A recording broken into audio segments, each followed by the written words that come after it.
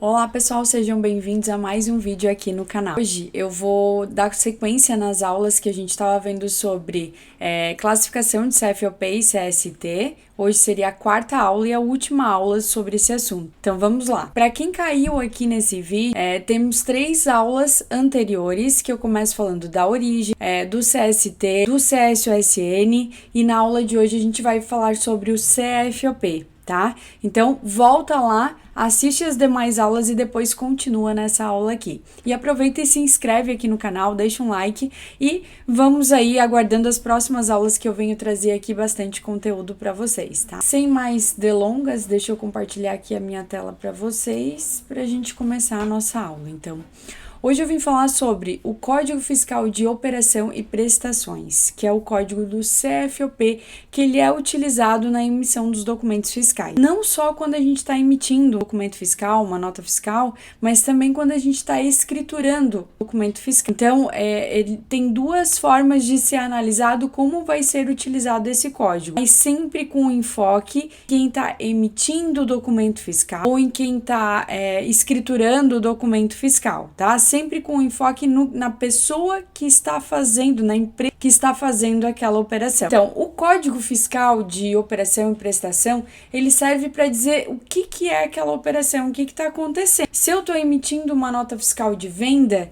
é pelo CFOP, por esse código, que a gente vai descobrir que é uma venda. Ali vai estar dizendo que é uma venda de mercadorias, venda de produção. Ou se eu estou registrando uma compra, é pelo código do CFOP que vai estar dizendo isso, que é uma compra de mercadorias para comercializar, é uma compra de mercadorias para meu uso e consumo. Então, é através do CFOP que a gente diz o que é aquela operação. Então, ele é composto por 4 dígitos e ele vai sempre ser utilizado na escrituração das notas fiscais de entrada e de saída ou na emissão das notas fiscais de entrada e saída. Então, o primeiro dígito do CFOP, dos 4 dígitos, ele define se essa operação é interna, interestadual ou internacional, uma operação com o exterior. E também vai definir se é uma operação de entrada ou se é uma operação de saída. Tá? Os 3 últimos dígitos, ele vai servir para dizer o tipo da operação ou da prestação. Se é uma compra, se é uma venda, se é uma transferência, se é uma prestação de serviço de transporte. Então, o primeiro dígito vai servir se é uma entrada, saída, interna, interestadual ou internacional. E os 3 últimos dígitos vai completar me dizendo o que é aquela operação. Então, vamos lá. Exemplo aqui de CFOP de entrada.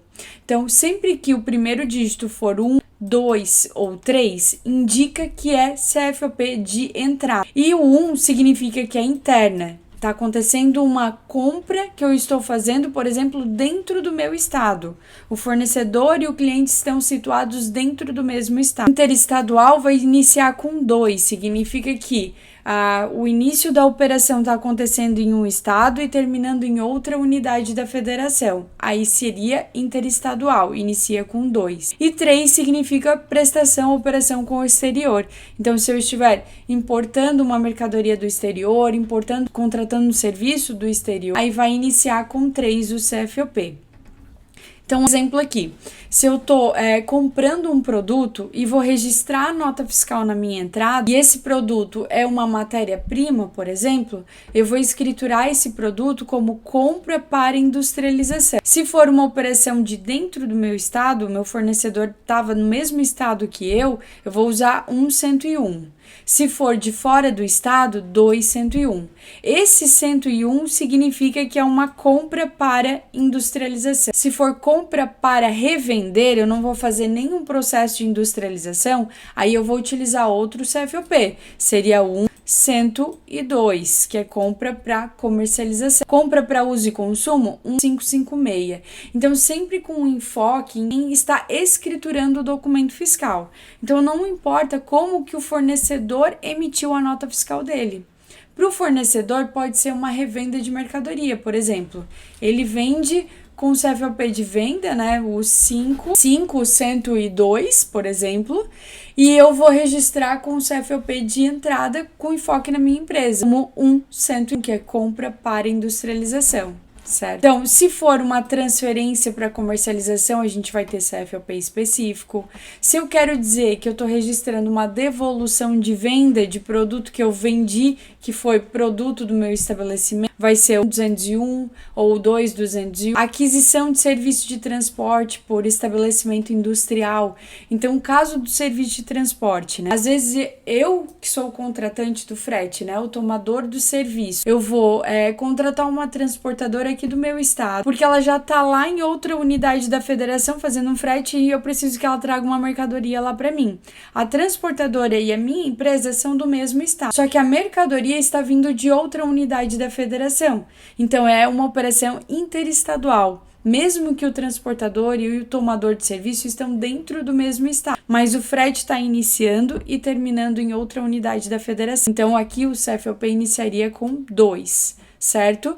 E os 3 últimos dígitos com enfoque no estabelecimento que está contratando, né, esse serviço de transporte. No caso aqui, um exemplo industrial, poderia ser comercial, poderia ser um não contribuinte.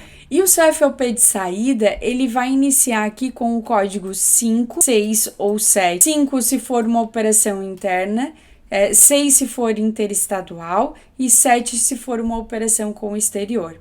Então veja que se eu tenho um CFOP iniciado com 2 e 3, a gente já sabe que são CFOPs de entrada.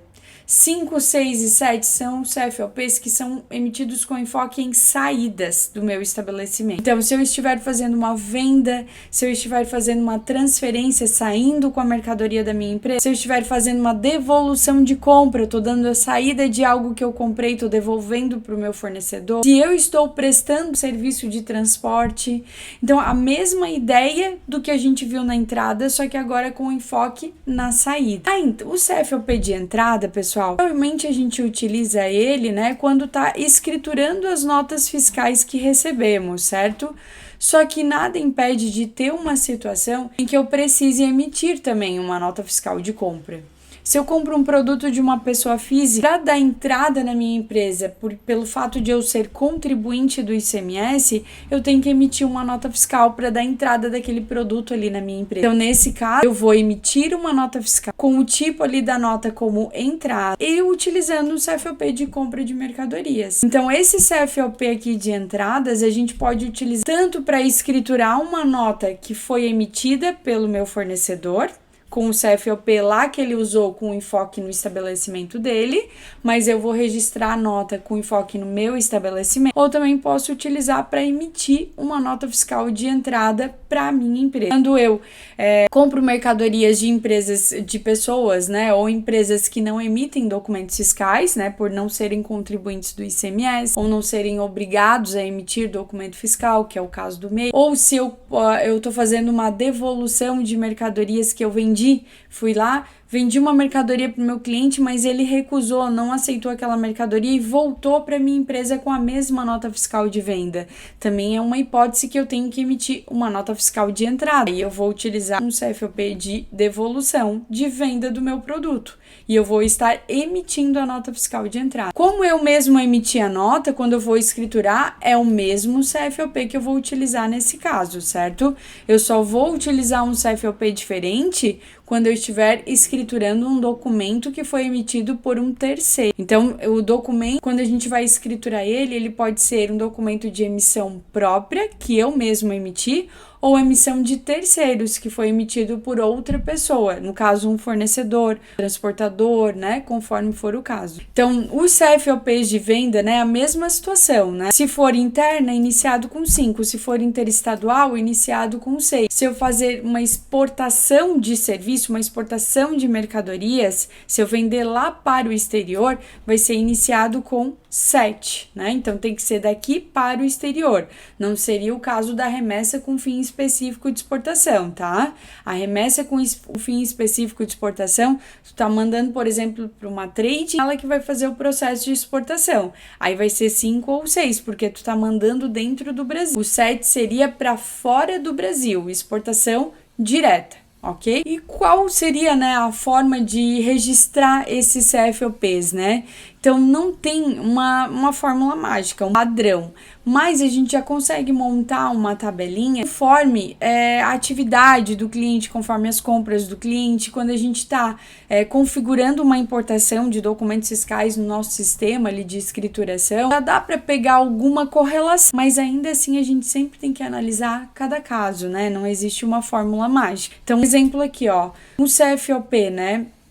O CFOP aqui 5101 ou 5102, eu posso dar entrada, qual o CFOP de entrada, né? Eu posso utilizar aqui o 101 ou 102 ou 1556, 155. Então, para o fornecedor pode ser uma venda de produto industrializado, produto comercializado. Mas para mim pode ser que eu estou comprando como matéria-prima, eu vou usar 101. Se eu estou comprando para revender, 102. Se eu estou comprando para meu uso e consumo, 1556. Se eu estou comprando para o meu ativo imobilizado, 155. Então, às vezes, de um determinado fornecedor, eu sei que eu só compro para comercialização. Daí eu já consigo indicar aquela referência de CFOP e deixar pré-configurado. Mas ainda assim, pode ser que tenha casos que eu compro para uso e consumo do mesmo fornecedor, por exemplo.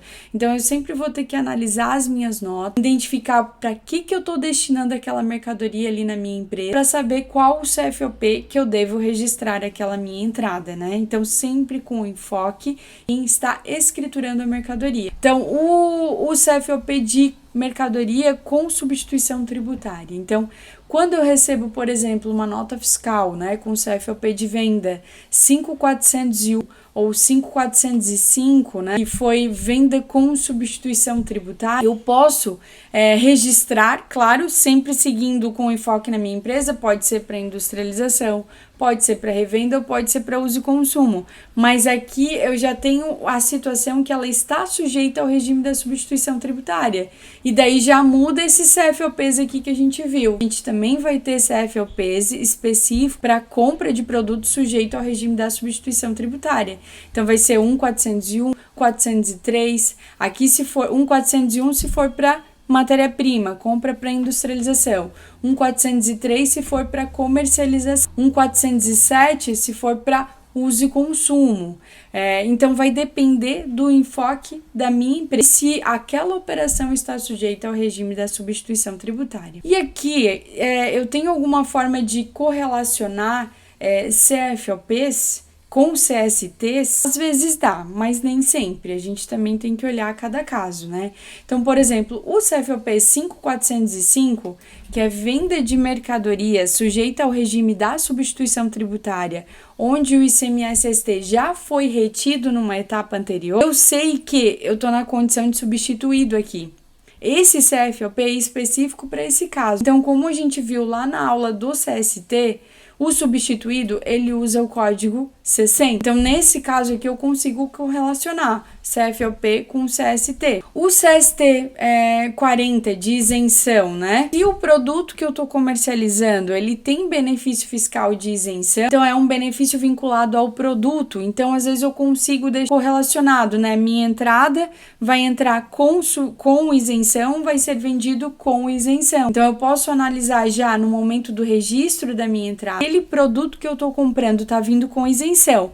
Qual é a isenção dele? É aplicável ao produto? Sim, então quando eu vender, eu também posso usar essa isenção. Então, já posso fazer essa correlação também. O CST 41 vai depender. O 41, ele é muito por tipo de operação. Então, pode ser que eu estou fazendo uma operação de bonificação, não tem tributação do ICMS, naquele caso ali, vai estar 41. O CST para o produto naquela operação, só que nem sempre esse produto ele não é tributado, então vai depender do caso. Mas tem alguns produtos que não são tributados pelo ICMS porque, por exemplo, tem imunidade constitucional, venda de livros, revistas, jornais, aí poderia configurar o 41 sempre, tanto na entrada quanto na saída. Quando eu receber, por exemplo, com 50, né? Ou eu posso registrar bem com suspensão ou com 90, que é outros. Porque se eu estou recebendo uma operação com o CST 50, que é ICMS suspenso,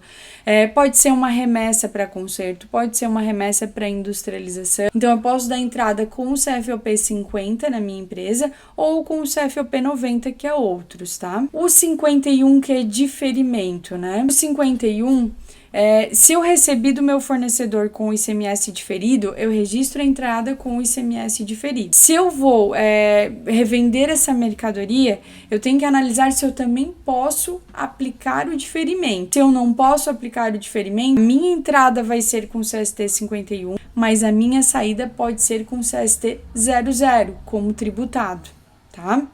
Então, essa analogia aqui dá pra gente usar alguma coisa, mas não é uma regra geral.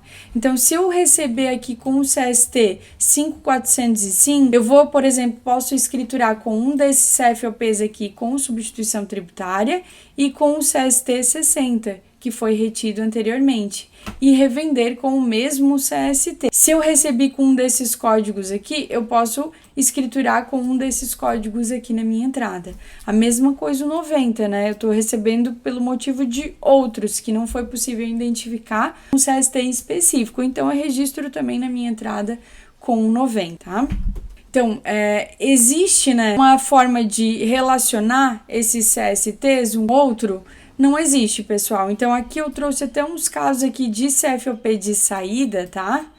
Que para vocês terem uma noção de quantas vinculações a gente poderia fazer. Então, o CFOP de venda, né, com o CFOP 5101 ou 5102, que é venda de produtos industrializados ou revenda de mercadoria, vai depender do produto. O produto pode ser tributado normalmente 00, pode ser com redução na base de cálculo, com benefício de redução, daí a gente vai usar o 20, pode ter benefício de isenção, usar o 40, pode ter imunidade, a gente usa o 41, e pode ter diferimento. Então, olha quantas possibilidades a gente tem para esses CFOPs aqui de saídas. E o CFOP 5401, que é do substituto, né, tributário, diminui um pouquinho, mas ainda temos 3 possibilidades. O 10, que é tributado normal com ST, o 30, que é sem o ICMS normal, né, isento ou não tributado com o ICMS ST, e o 70, que é com redução e o ICMS ST, sempre na condição de substituto tributário. Esse aqui já fica mais fácil, o 5405 sempre vai ser o 60, tá? Que é a condição de substituído. E esses casos aqui, que é a mesma situação que eu tinha comentado com vocês, a gente vai ter que analisar aqui, né, cada caso. Cada operação que eu estou realizando para saber se mantém aquele CFOP, né, na minha operação, conforme o produto que eu estou recebendo em relação ao produto que eu estou fazendo a minha venda.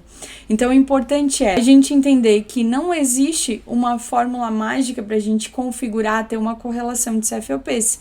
Eu tenho que entender da operação, saber se aquela operação tem benefício fiscal do ICMS, saber se ela tem substituição tributária do ICMS. Então, a aplicação de CFOP, CST e CSUSN nada mais é do que eu estar aplicando o que está escrito na base legal, na legislação das operações. Então, ele só é uma codificação da operação que está acontecendo ali naquele momento, tá? Então, pessoal, seria isso, né?